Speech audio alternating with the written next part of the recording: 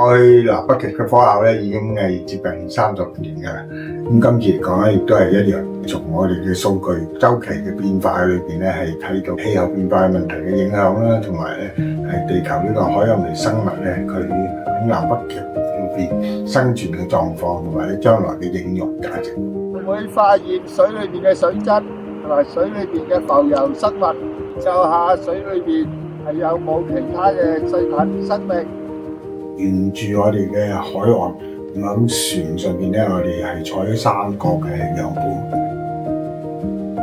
正常水咧就測咗落，海水咧應該係8.283。咁即係正如呢啲唔係冰水嚟嘅海水。咁咧亦都係超過北緯80度嘅地方咧，我哋亦都攞到一個最北嘅樣本。咁呢啲咧都係一個水質嘅樣本，同埋一個浮游植物嘅樣本啦。咁我哋咧會拎翻嚟我哋教學裏邊咧係繼續嘅深入嘅研究探討。咁從初步嗰個嘅分析嘅裏邊咧，我都發現到咧1-2種咧係從前未見過嘅品種。咁我希望咧喺呢度再深入研究睇下咧係佢嘅演變嘅過程係有啲咩科學嘅一個背景啊應用喺裏邊咧。